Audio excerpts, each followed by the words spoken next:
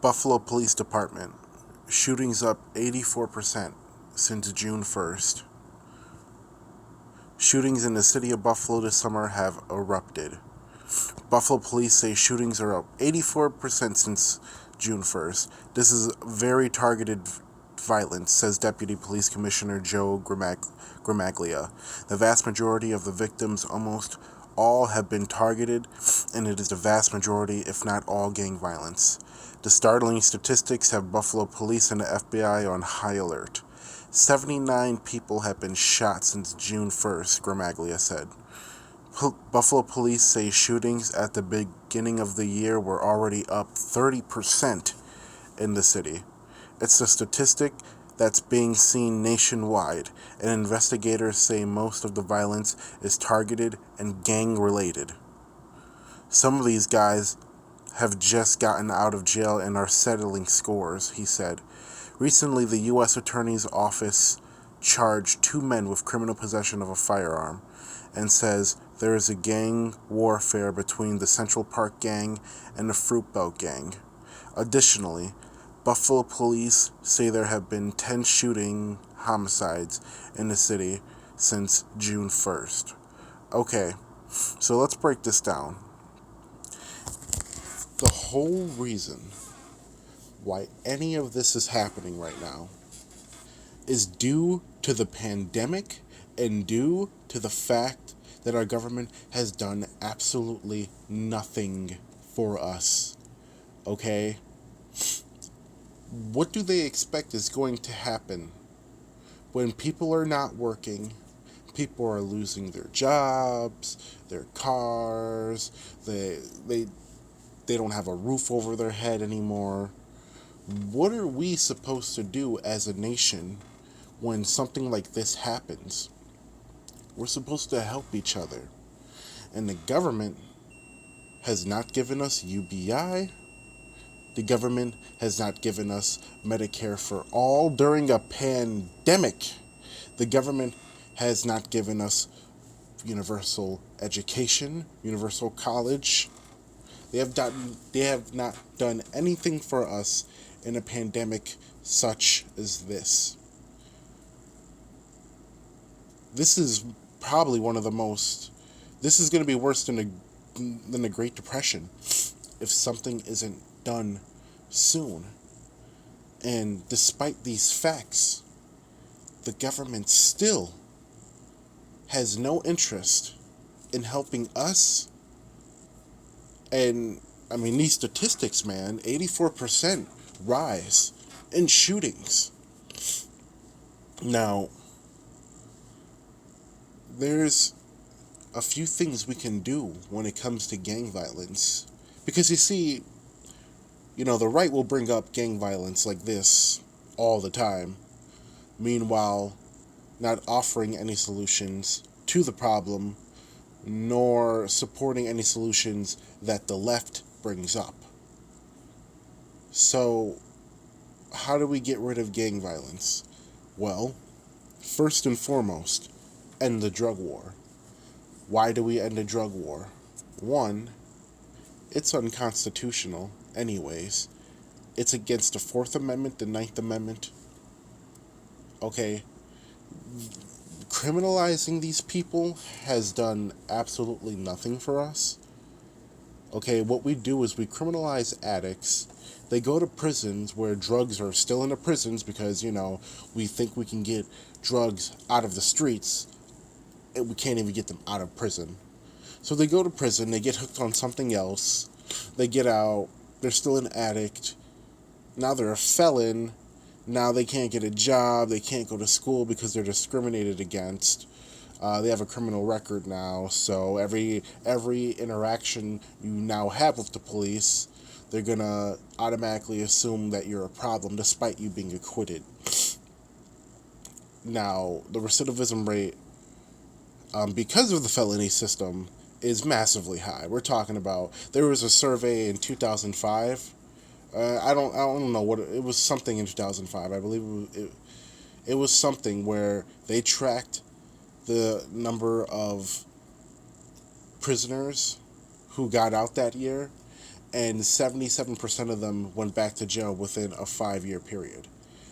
So the recidivism rate here is just ridiculous. But I'm going on a tangent. So, as far as the drug war goes, as well, you get rid of the gang's major income, which are drugs. So, you take that, I mean, how many people are getting, I think it's over 1.5 annually are getting charged with drug possession alone. So, end the drug war, get rid of, retroactively reduce and pardon and commute these convictions of drug possession and release all non-violent drug offenders. That's step one, getting rid of the drug war. And on top of that, the drug war doesn't work. We've been spending over $1 trillion on it. Nothing has decreased, minus cocaine, which there is no correlation to cocaine usage being decreased because of the drug war.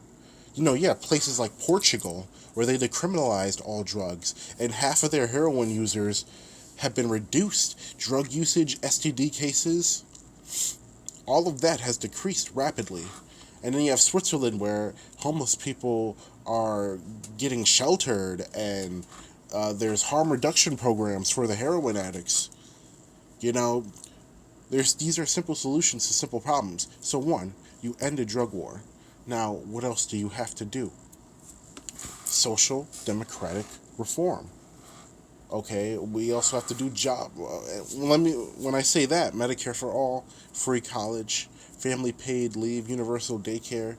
These are things that are not only going to help people, but it's gonna give us a more prosperous, more educated generation.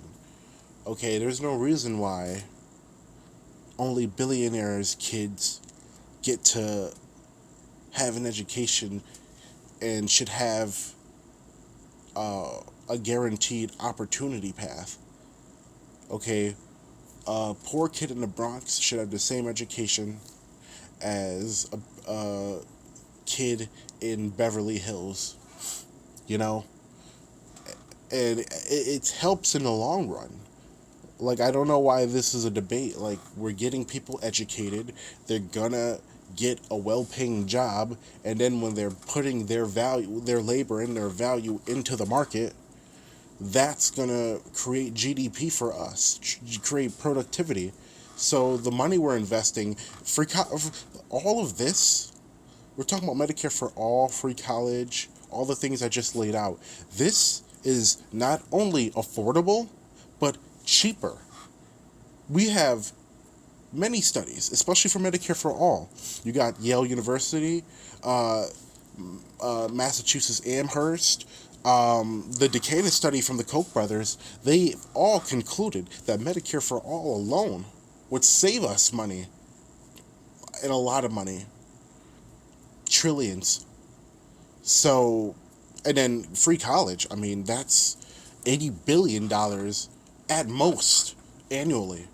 Guess how much we spend on corporate welfare? Guess how much we spend on the military industrial complex and military spending alone? If we ended the wars, if we cut military spending by 60%, if we reversed the Bush and Trump tax cuts, if we implemented a 7.5% employee payroll tax or employer payroll tax, which exempts the first $2 million, which is saving small businesses and saving them an average of $9,000 annually. So we're saving small businesses money, and the people who are paying for that tax can afford it. And by the way, these are just 4 examples, or 4 or 5 examples of how we can pay for all this stuff. Okay, there's over a dozen ways we can pay for this stuff. It's all about cutting spending and reallocating the funds. Okay, you give people Medicare for all. You give people free college. You give people all the things I laid out, including giving Americans better access to firearms so they can self-preserve and defend themselves at any given time. There's no reason why there are states making it hard for people to own or carry a firearm. I mean, the studies show. There are many studies, surveys that conclude that guns can save potentially 500,000 to 4.6 million lives annually. I'm sorry, 55,000 to 4.6 million lives annually. And we're talking about the CDC, we're talking about the US Justice of Bureau statistics, we're talking about the famous John Lott study. And when we come to these conclusions, to these studies, I mean, when we see the data, it's pretty clear that if you give more power to good people, they can do good with that power. It's just a matter of where that power is going. So, yes, we can afford social democratic reform. And it's just if not, it's all going to be cheaper too. It's just about reallocating the funds and cutting spending. But if you want to end gang violence specifically, not only do we need social democratic reform and better gun laws, but we need jobs training. We need to fund community centers so that people have STD testing, free tutoring, rec and sports, computer labs, after school programs, and then have the people within those neighborhoods govern within themselves so that the people know exactly what we need and what we want. And then these kids aren't going to be on the streets. They're going to be occupied with school or after school program or a sport. That's how you solve gang violence. But we don't want to talk about that. We have money for Wall Street bailouts. We have money to give billionaires massive tax cuts. Um, we have money for war, but we don't have money to help our people. So, you know, I don't know. I don't know what they think is going to happen. It's only a matter of time before everything just explodes at this point. The government isn't going to.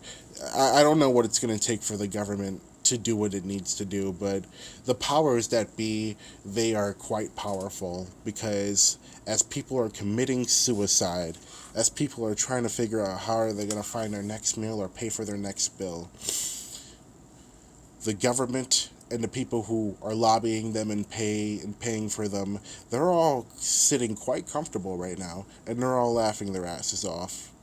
We got to do better than this. This is disgusting.